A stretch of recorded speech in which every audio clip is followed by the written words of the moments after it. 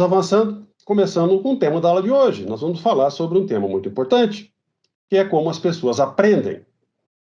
As pessoas, minhas queridas alunas, meus queridos alunos, as pessoas, elas têm uma questão muito importante na sua vida, que é aprender. Sim, nós somos conhecidos como seres sociais. E esses seres sociais que interagem, esses seres sociais, eles aprendem com essa interação social.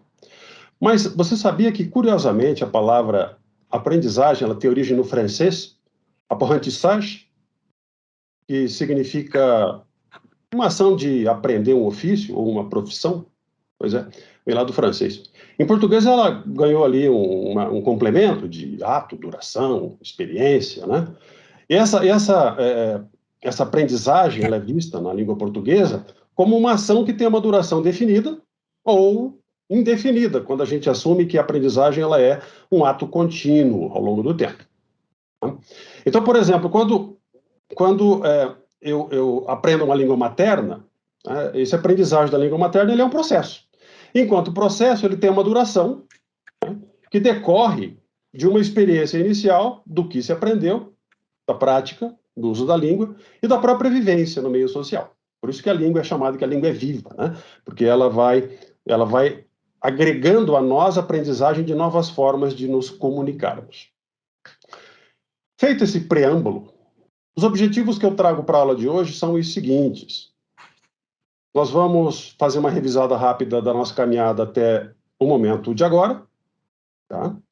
Nós vamos, a partir disso, também olhando de uma maneira bastante importante a problematização da aula de hoje. Claro, nós temos que olhar a problematização da aula de hoje.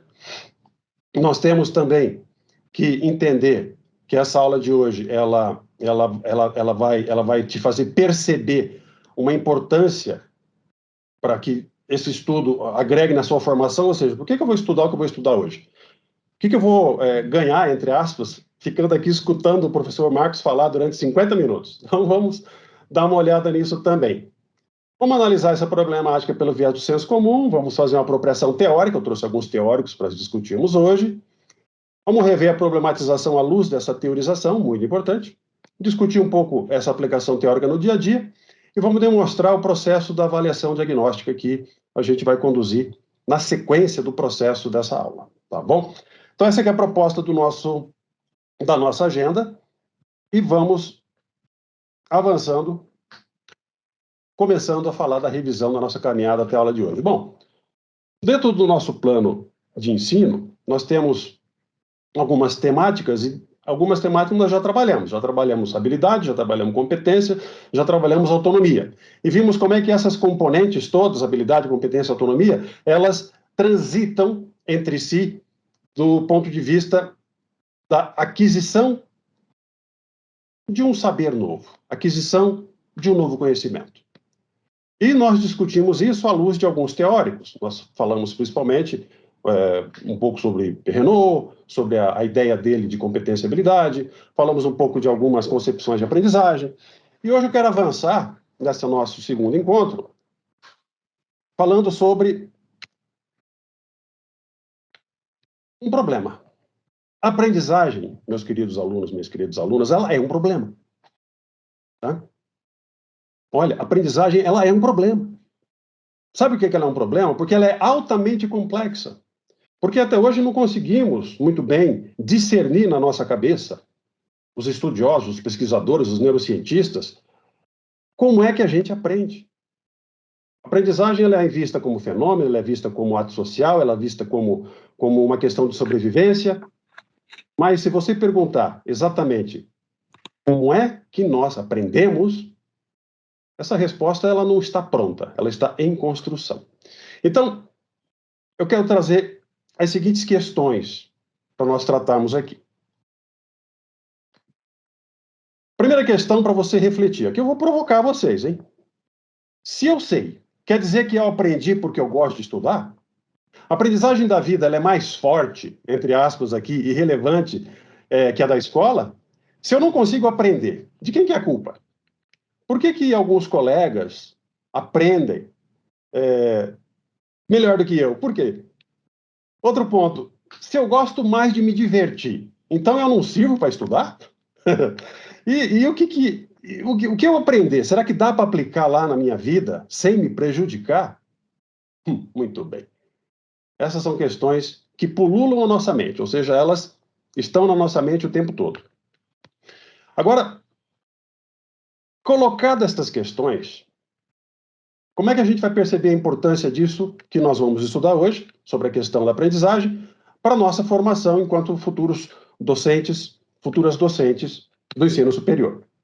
Então, primeiro ponto, o que eu vou aprender na aula de hoje com o professor Marcos vai me ajudar a fazer o quê? A conhecer algumas concepções de aprendizagem. Isso é muito importante. Toda aprendizagem ela precisa ser permeada por uma concepção, porque senão o trabalho em cima desse processo de aprendizagem ele se torna vazio.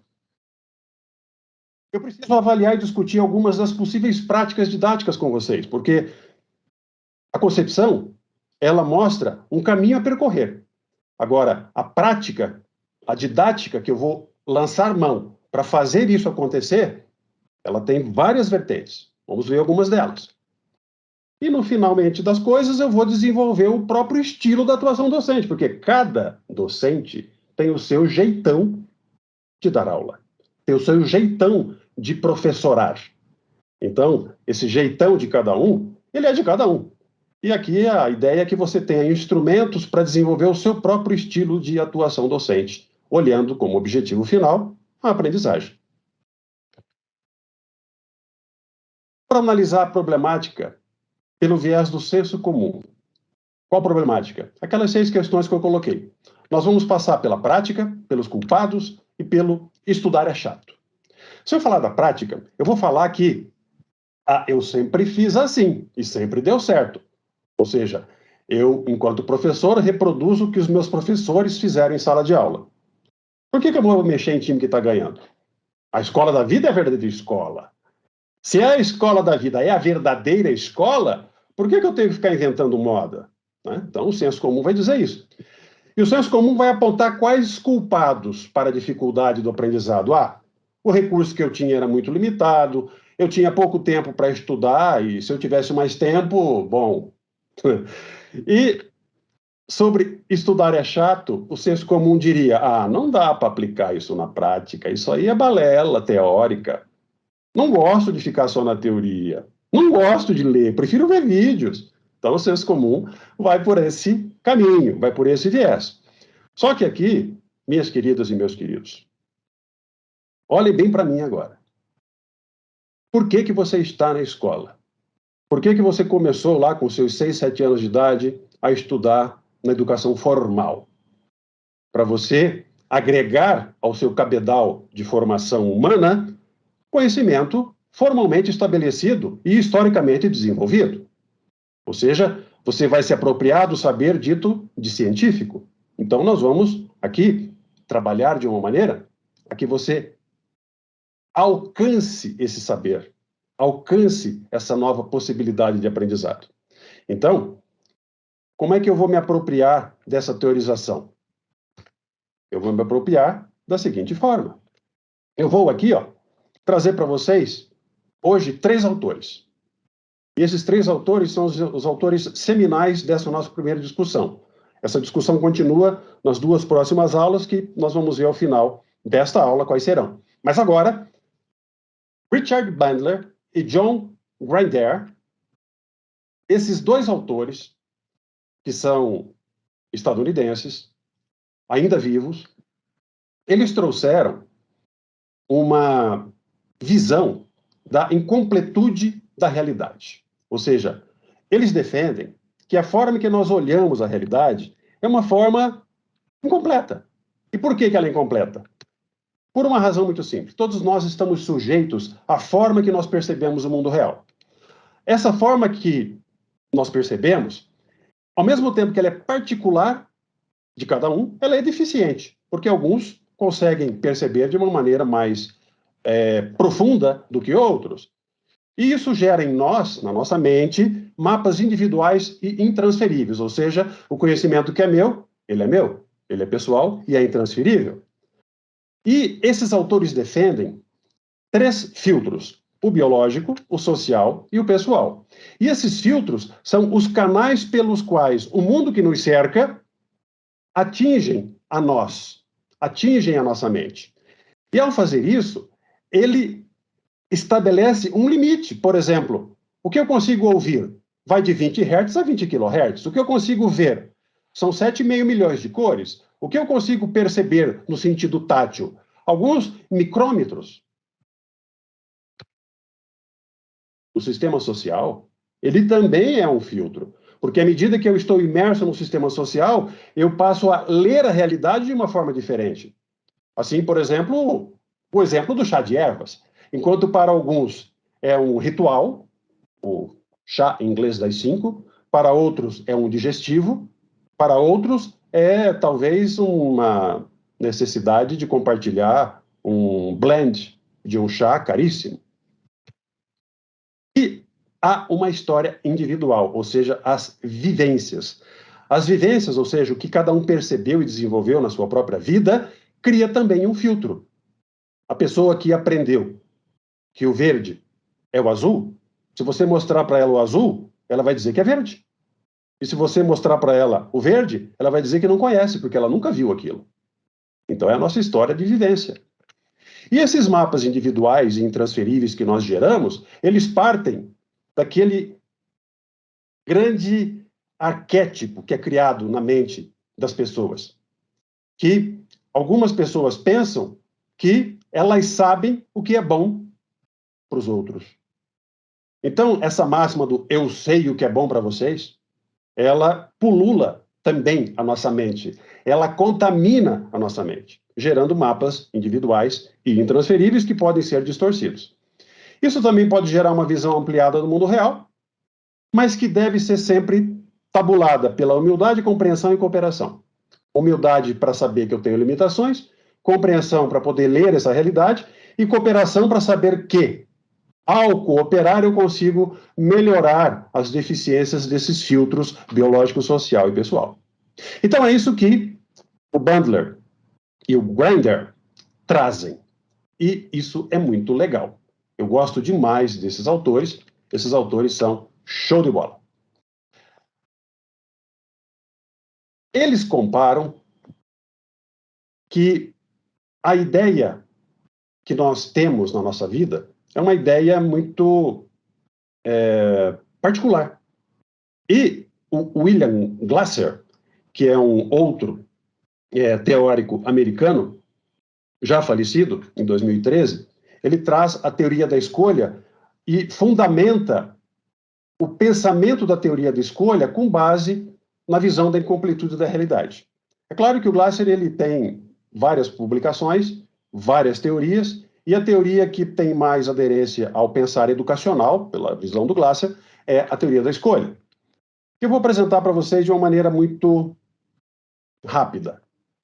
Ele traz, na visão do Glasser, 5 necessidades básicas do ser humano como sendo as grandes alavancadoras do nosso processo de desenvolvimento cognitivo.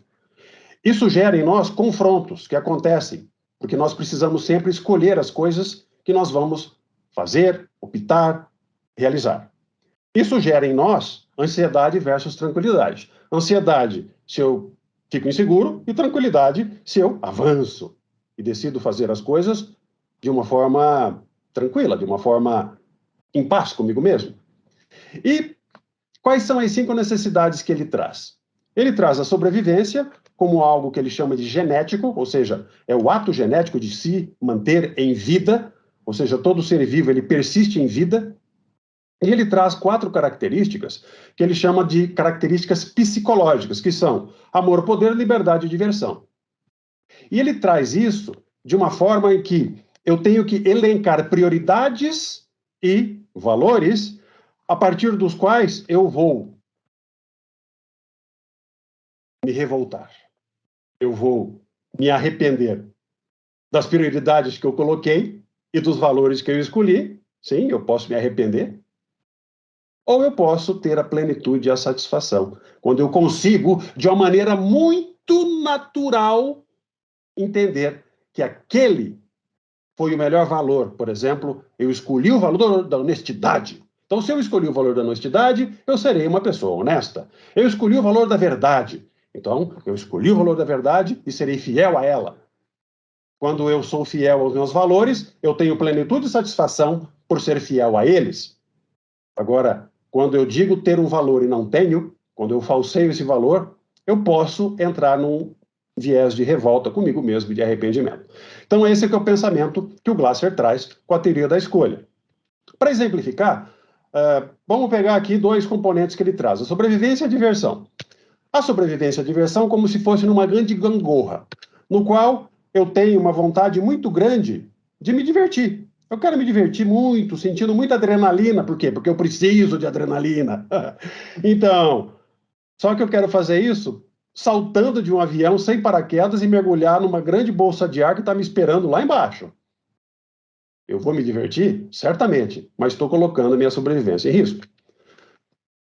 Outro exemplo, amor fraterno versus poder. Eu sou sócio do meu amigo, e nessa sociedade, que vai muito bem, eu tenho que tomar uma decisão. E essa decisão, ela é muito dura. Então, eu digo, nesta sociedade, sou eu quem dou a palavra final, então eu devo me impor. E eu digo assim, olha, minha amiga, você me perdoe, mas você vai ter que entender a minha posição.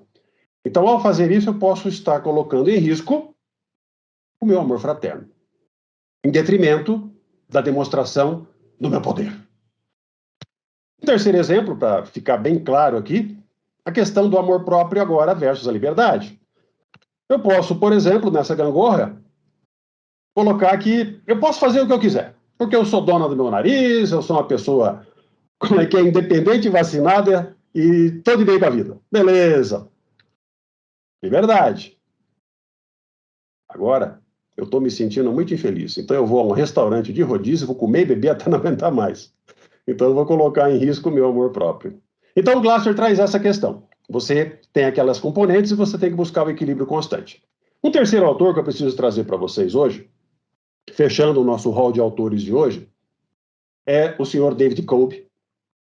O senhor David Kolb, ele é um autor também estadunidense, ainda vivo, e ele tem uma teoria da qual se desdobraram várias outras teorias, inclusive um dos artigos que vocês vão fazer o estudo, que eu vou colocar na atividade do final da aula, ela baseia mais 4 autores na teoria seminal do David Kolb. E o que o David Kolb traz na teoria dele da aprendizagem experiencial? Ele traz a seguinte ideia, que há uma forma particular de aprendizado com a experiência. Por que ela é particular, diz o Kolb? Porque ela é de cada um. A experiência que cada um vive é dele. Ah, professor, mas se eu for junto com a minha amiga visitar um museu, não é a mesma experiência? Não, de maneira nenhuma. Você simplesmente estará no mesmo lugar, na companhia da sua amiga, visitando o museu. Porém, a experiência que você tem, ela lembra lá dos filtros? Resultado das suas capacidades perceptivas, da tua questão dos filtros sociais e dos filtros individuais, ou seja, as suas vivências. Então, o Kolb aqui, ele avança também lá no pensamento do Glasser e do Bandler e do Grinder sobre a questão desse processo que a nossa mente filtra essa realidade. Então, a forma particular de aprendizado com a experiência, ela nos leva a ver e perceber a realidade de uma forma que vai me levar a aprofundar os estudos, com base na ciência. Claro. Por quê? Porque, como eu já disse, o saber sistematizado que vai nos tirar do senso comum e nos colocar num novo patamar de compreensão e leitura do mundo. E aí, o que o Kolb traz aqui para nós? Ele traz aqui, por exemplo, se eu trabalho apenas uma aula expositiva, eu estou furtando os meus queridos alunos de uma possibilidade de experienciar a realidade. Então, eu tenho que dar a ele a oportunidade de entrar em contato com a realidade ou com as realidades que estão sendo estudadas. Eu preciso sempre vincular a realidade que está sendo estudada com o que eu estou expondo, fazendo um vínculo aqui. Isso eu vou gerar o quê? Uma reflexão sobre o que está acontecendo, o que eu estou entendendo. Eu vou gerar também aqui, ó, uma discussão sobre o que eu entendo sobre aquilo. Sim, antes mesmo de ter contato com o saber sistematizado, eu tenho entendimento das coisas, ainda que seja do senso comum, e possa ser, inclusive, equivocado. Quando eu me aprofundo, eu vou compreender os fundamentos e vou ressignificar aquele problema original. E ao fazer isso, o que vai acontecer? Eu passo, então, enquanto aprendiz, a ter o controle da evolução, gente. Importante isso. Evolução, que é o processo da escadinha, tá? Onde eu parto da realidade e vou escalando até chegar na minha autossuficiência cognitiva e na minha autonomia intelectual.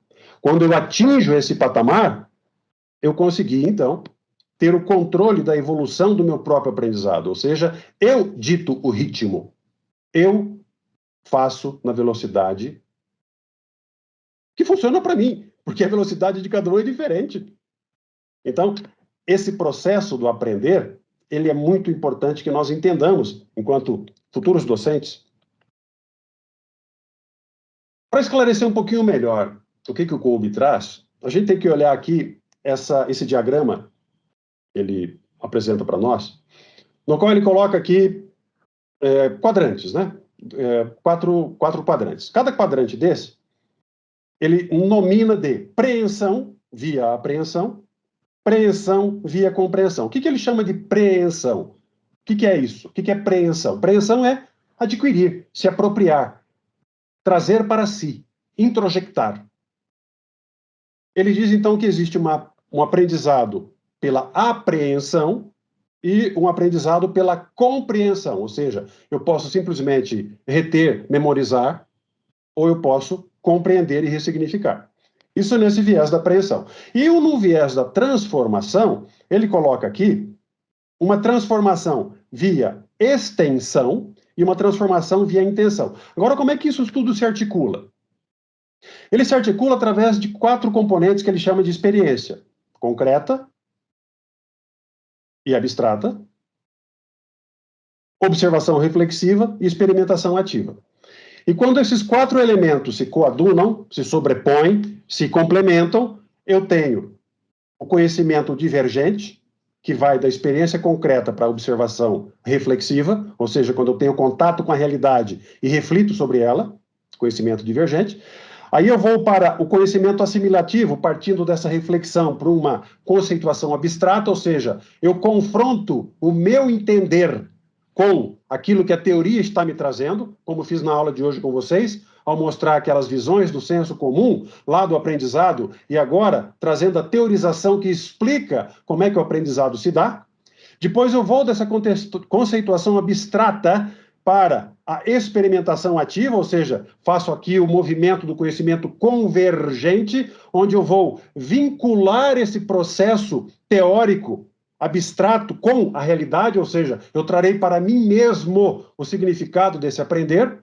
E, finalmente, eu transformo isso agora numa experiência concreta através do conhecimento acomodativo. E isso não é coincidência. Essa acomodação é a mesma acomodação lá do pensamento piagetiano, da psicogênese, no qual, quando você entra em contato com o saber e percebe esse saber como importante e válido para você, ele decanta, ele se acomoda, ele se amaina dentro do ser e passa dessa forma a fazer parte do ser. Então, Kolbe traz esta teorização para nós. E aí ele traz, é claro, algumas, vamos chamar de dicas.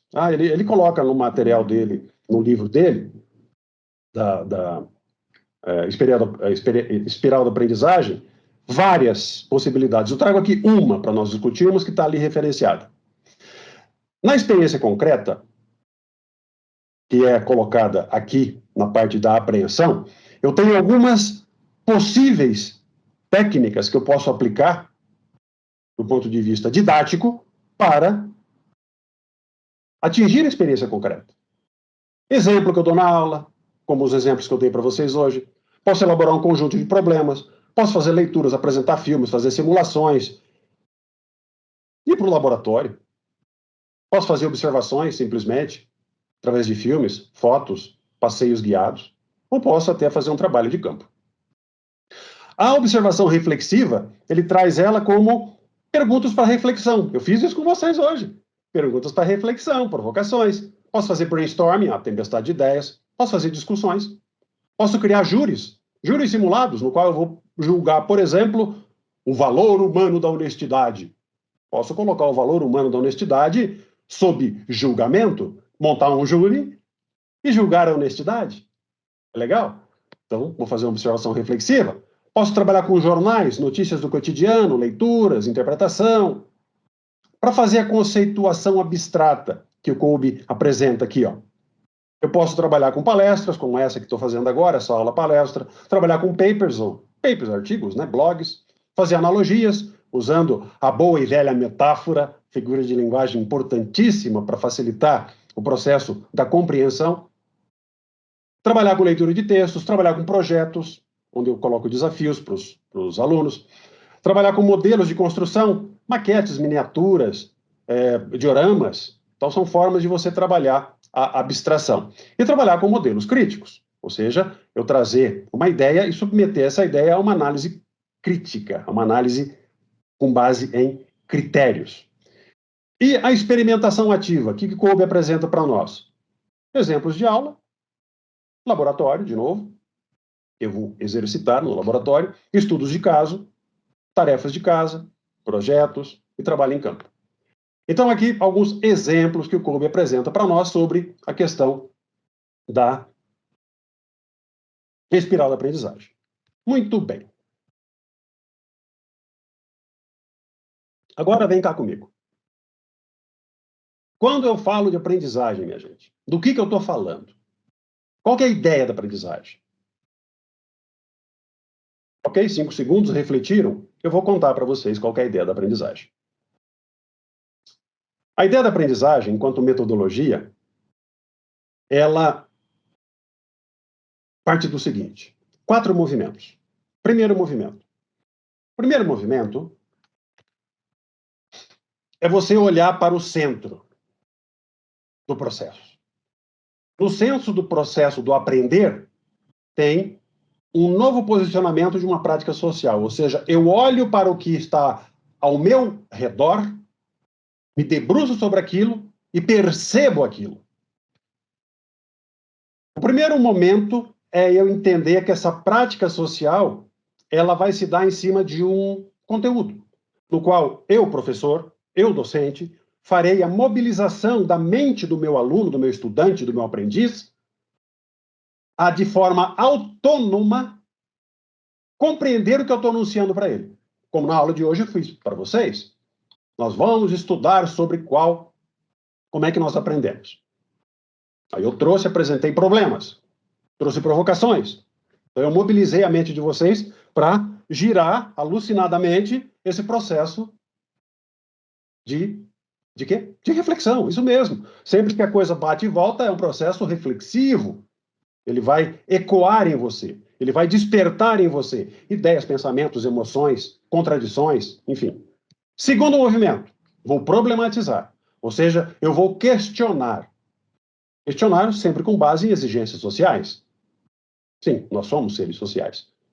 Eu não vejo maneira diferente de questionar as coisas se não for olhando as exigências da própria sociedade.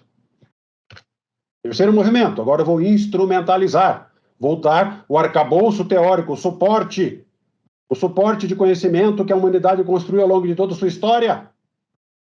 E a partir desse suporte, o que vai acontecer? Vou confrontar. Vou confrontar aquele saber que eu tinha, que era um saber do senso comum, com o saber construído historicamente pela ciência. Vou estabelecer relações, o que eu sei, o que os alunos sabem, o que as famílias dos alunos sabem, e vou colocar isso em discussão.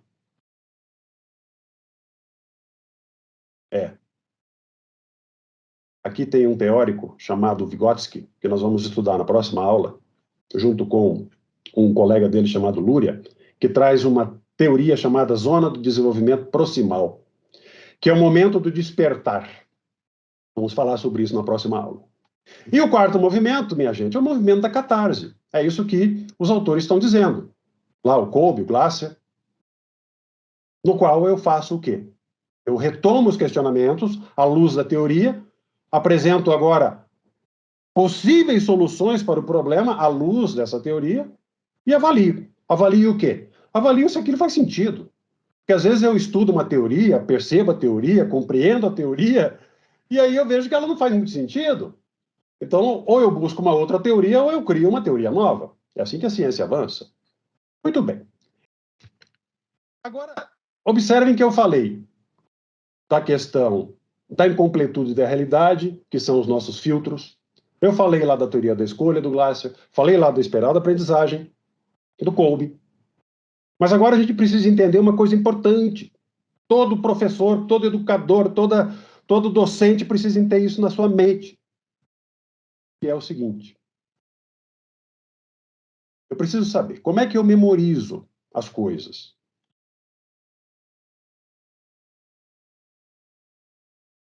Primeiro movimento, eu codifico ou percebo. Ou seja, eu sou apresentado a uma realidade. Através do quê? Dos meus 5 sentidos. Visão, audição, olfato, paladar e tato. Muito bem. Segundo, eu armazeno na minha mente ou retenho na minha mente. Então eu vou colocar isso na minha mente. Está lá na minha mente. E depois o que eu vou fazer? Eu vou lá buscar da minha mente. Então esse é o processo mais básico da memorização. Eu percebo, codifico, armazeno e recupero. Muito bem. Simples até aqui. Agora, como é que a nossa memória funciona? Porque para esse movimento dar certo, eu tenho que entender como é que a memória funciona. E ela funciona como? Eu tenho uma memória chamada operacional ou de trabalho, que é formada pela memória imediata e pela memória de curto prazo. É aquela memória que eu uso para as coisas do dia a dia. Estou fazendo uma continha lá de cabeça, eu guardo lá 3, 4 números, faço a operação matemática na mente, dou o resultado e esqueci. Imediata. E aí tem aquela memória, que é a memória de longo prazo, chamada memória explícita ou memória implícita. A memória implícita é aquela mais declarativa, é aquela mais cognoscente, é aquela mais voltada para recordar eventos que possam ser verbalmente declarados. Aí vem lembranças, aí vem as imagens das coisas que você viveu, aí vem as experiências boas ou ruins que você teve, aí vem as coisas que você efetivamente fez, as experiências, os testes, os ensaios. Então, tudo isso ele vai fazer a consolidação na sua memória de longo prazo e vai se tornar memória explícita. Você vai conseguir declarar, porque ela está em você, ela faz parte de você. Lembra lá da sedimentação? Ela está em você. E tem a memória implícita. A memória implícita é aquela não declarativa. Um bom exemplo da memória não declarativa, da memória implícita não declarativa, é a do atleta. O atleta que desenvolve a memória muscular para fazer o que ele tem que fazer, sem pensar no que ele precisa fazer. Ele só faz. Porque ele treinou aquilo à exaustão. O mesmo se dá com um músico que habilmente manipula o seu instrumento musical e assim por diante. Muito bem. Agora, como é que eu consolido isso? Tem duas grandes correntes. Uma chamada behaviorista e social, que é a escola baseada nos pensamentos do Skinner, e tem a escola cognitivista baseada nos pensamentos de Piaget. No lado behaviorista, eu posso trabalhar isso pela repetição. Eu repito, até que aquilo fará parte de mim. Só que não vai fazer parte de mim por muito tempo. Ou poderá fazer por um longo tempo, dependendo da forma que eu conduzir essa repetição. E a escola cognitivista, ela trabalha com associação informacional e emocional, ou seja, eu busco associar os saberes, as novidades, as coisas frescas que se apresentam para mim, com outras informações da minha vida. Aí vem as metáforas, vem o uso das figuras de linguagem, ou com emoções. Quando eu faço isso, eu sedimento, segundo a escola cognitivista. Muito bem, entendido isso, minha gente, entendido isso, temos que olhar para esse órgão maravilhoso do corpo humano, o segundo maior órgão do nosso corpo. O primeiro é a pele, o segundo é o cérebro. E este órgão, ele é a base de tudo que nós aprendemos. Como é que esse órgão funciona? Ele funciona com base nas comunicações neuronais ou neurais. Essa comunicação, ela se dá a partir de uma reação físico-química chamada fosforilação de quinases.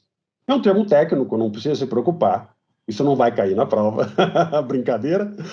Que é o seguinte, é a capacidade que os neurônios têm de transmitir sinal bioelétrico de um para o outro. É tão somente isso. Só que para isso acontecer, como tudo nesse sistema orgânico chamado corpo humano, ele precisa ter um equilíbrio. No nosso cérebro, descobriu-se que há hormônios que são favoráveis a esse funcionamento e há hormônios que não são favoráveis. E por que que isso é importante, meus queridos alunos, minhas queridas alunas? É importante porque eu, enquanto docente, eu tenho que estimular a produção no cérebro dos meus alunos através de hormônios favoráveis gerados pelo exercício físico, alimentação adequada, estímulos adequados, estímulos visuais, multissensoriais. Então, eu oriento os meus estudantes a se alimentarem de maneira adequada, a se exercitarem, para que eles liberem esses hormônios, a dopamina, a noradrenalina, a acetilcolina e a serotonina. Esses hormônios são, legais, favoráveis à fosforilação de quinases. Então, ele facilita os dendritos a se comunicarem. E qual hormônio eu tenho que evitar? O da endorfina e o da adrenalina. Esses hormônios, um do prazer e o outro da proteção ou da autoproteção, self-protection, eles geram uma dificuldade, vamos assim colocar, para que a fosforilação aconteça. Então eu tenho que evitar surpresas, evitar sustos com os meus alunos, estimulando sempre para que ele esteja tranquilo para aprender bem. Entendido isso? Legal. Muito bem, vamos rever então a problematização que nós colocamos lá no começo da aula, agora à luz da teoria. Sim, eu trouxe um problema, vimos pelo senso comum, vimos a teoria. À luz da teoria, o que que eu posso dizer? Eu posso dizer que, lembra da prática? A prática agora, os culpados agora, e o estudar é chato agora, ele ganha novos contornos. A prática, por exemplo, ela se torna agora uma técnica para apreensão e transformação, vinda lá de quem? Do Kolbe.